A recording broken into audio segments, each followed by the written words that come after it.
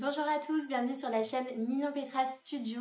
Donc la semaine dernière, comme pour tous les mois de décembre, Pantone a annoncé sa Color of the Year. Donc cette année c'est Very Peri. C'est un événement que j'attends toujours avec impatience et donc comme l'année dernière je vais vous faire une vidéo à ce sujet. Le but ça va être de comprendre un petit peu les choix de Pantone, de voir aussi les significations de cette couleur et je vais aussi vous expliquer un petit peu comment vous pouvez l'intégrer dans vos intérieurs. Alors pour 2021, Pantone avait annoncé deux couleurs, donc il y avait Illuminating et Ultimate Grey.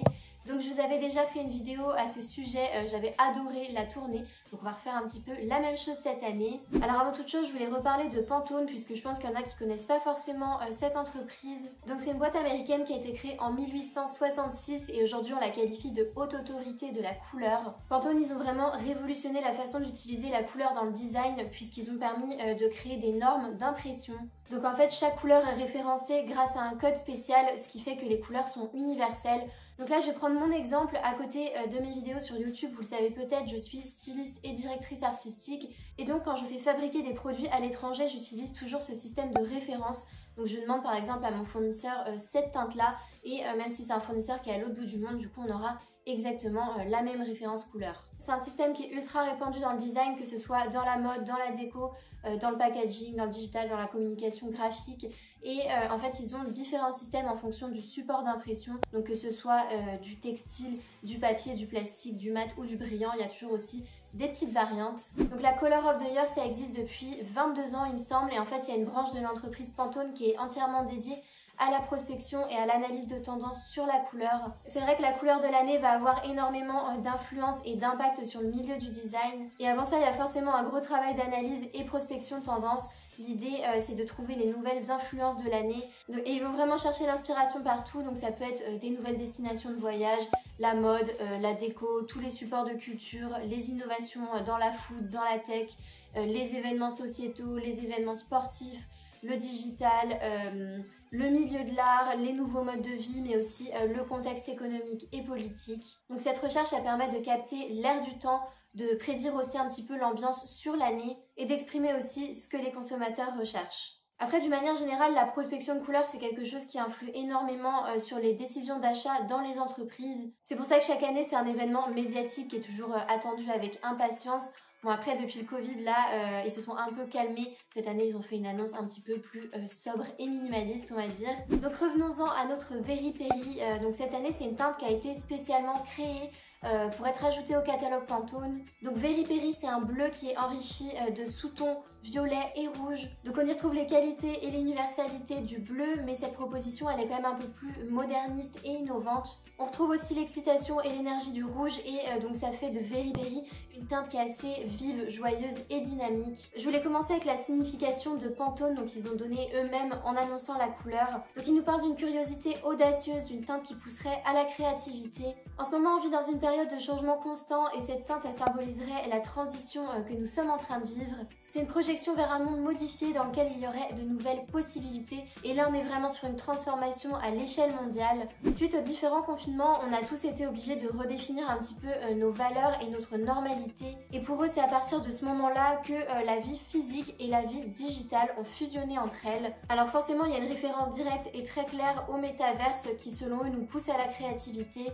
Ils évoquent aussi le design numérique qui est un outil pour repousser les limites et vraiment ouvrir le champ des possibles. Leur discours, il est hyper axé sur le fait que les tendances numériques influent beaucoup sur le monde réel et vice-versa. Donc on est vraiment sur une fusion entre ces deux mondes. Donc pour eux, Very Peri, c'est une couleur qui va placer l'avenir sous un nouveau jour et qui témoigne d'une confiance insouciante. Donc voilà un petit peu pour le discours de Pantone. Moi, il faut savoir qu'il y a quelques mois, je vous avais posté une vidéo sur la symbolique des couleurs où je vous avais parlé en profondeur de la signification de chaque couleur. Donc là, on est vraiment sur une base de bleu et le bleu, en fait, c'est une couleur qui est très apaisante, qui symbolise bien sûr le ciel et la mer. En France, c'est la couleur nationaliste puisqu'elle est sur le drapeau français et il faut savoir que c'est la couleur préférée des Français, c'est la couleur qu'on porte le plus. Bon, entre nous, je trouve que ce Very Peri est beaucoup plus violet que bleu, donc je vais rien vous apprendre, le violet c'est un mélange du bleu et du rouge. Alors en effet, je trouve que ce choix de violet est hyper pertinent et en phase avec le contexte actuel.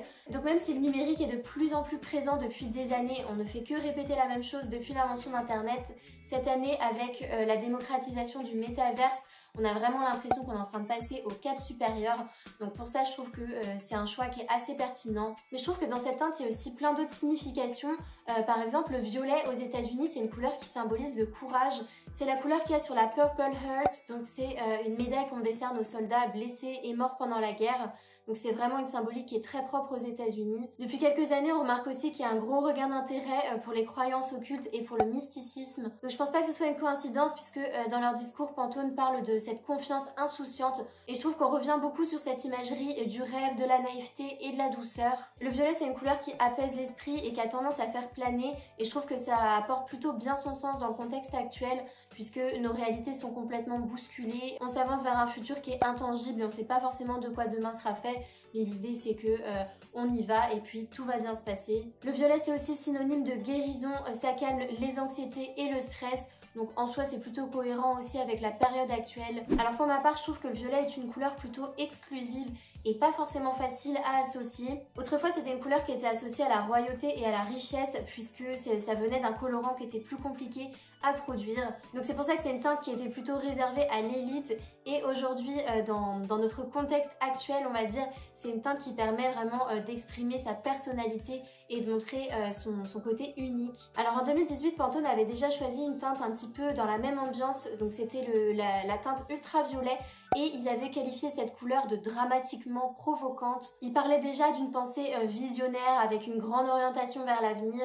C'était une teinte qui avait un côté énigmatique, assez expérimental et qui était relative aussi à la contemplation et au mystère du cosmos. Déjà à l'époque, Pantone parlait d'une teinte non conformiste qui permettait d'exprimer son individualité et sa créativité. Dans le milieu de la mode, le violet c'est une teinte qui est déjà très présente depuis quelques saisons, notamment auprès de la Gen Z avec toutes les teintes un peu lilas et mauve qu'on voit énormément puisque forcément c'est une génération qui est beaucoup plus connectée et donc beaucoup plus sensible à ce type de tonalité là. Alors on va maintenant rentrer dans le vif du sujet et on va parler clairement de décoration, comment on va pouvoir intégrer cette teinte Very Peri dans nos intérieurs et vous allez voir que c'est pas forcément la couleur la plus intuitive et la plus facile à utiliser. C'est une teinte qui matche très bien avec certains styles très définis, mais quand on a envie de l'utiliser avec d'autres styles, on peut vite aller vers la cacophonie. Donc ce que j'ai trouvé déjà de plus évident, c'est tout ce qui est attrait au style néo-victorien. Donc on va être sur des ambiances un peu moody, hyper théâtrales, des ambiances calfeutrées, sombres.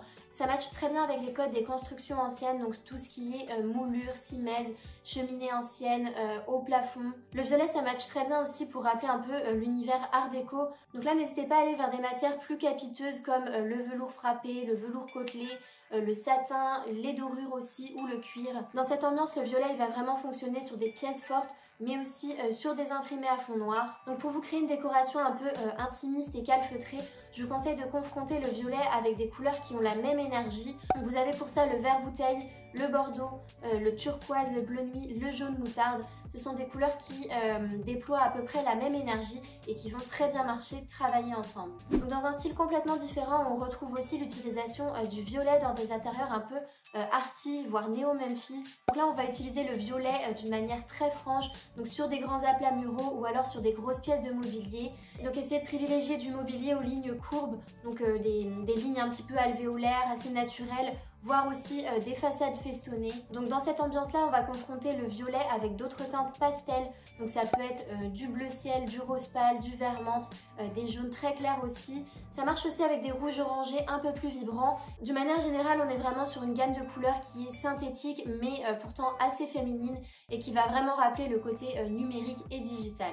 Récemment, on retrouve aussi beaucoup le violet dans des atmosphères surréalistes et féeriques.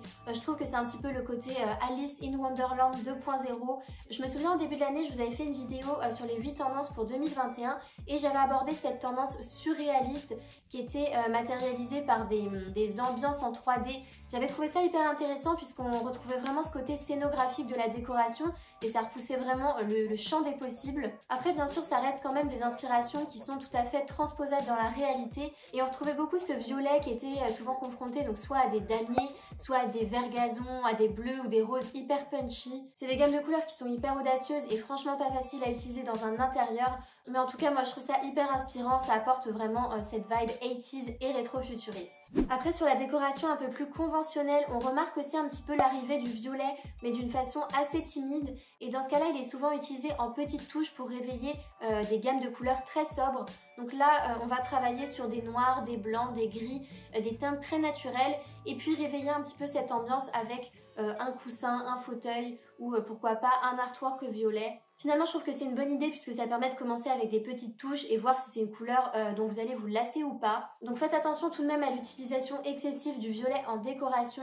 Par exemple, si vous l'utilisez en camailleux, tout comme le bleu, ça aura tendance à être un peu morose, triste et mélancolique et c'est pas du tout ce qu'on veut pour créer de la chaleur dans un intérieur. Si vous avez envie de choisir le violet pour faire un aplat mural, c'est tout à fait possible, mais essayez de vous diriger plus vers des violets qui sont désaturés avec un peu plus de gris à l'intérieur. Je vous assure que ce sera beaucoup plus apaisant pour le regard et beaucoup plus facile aussi à matcher avec le reste de votre déco. J'espère que cette analyse vous a plu et que ça vous a permis d'en apprendre davantage sur la Color of the Year.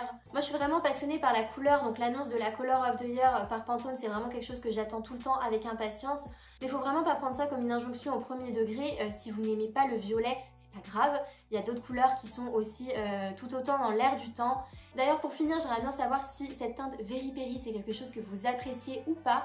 Moi pour être honnête, c'est pas du tout quelque chose que j'ai prévu d'intégrer chez moi. Donc que ce soit dans ma garde-robe ou dans la décoration de mon appartement, je pense qu'il n'y aura pas de Very Berry pour le moment, c'est pas du tout une teinte qui me ressemble. D'ailleurs la semaine prochaine on va continuer sur les tendances coloristiques puisque je vais vous faire une vidéo qui est assez similaire mais cette fois-ci avec la teinte qui a été la plus annoncée pour 2022.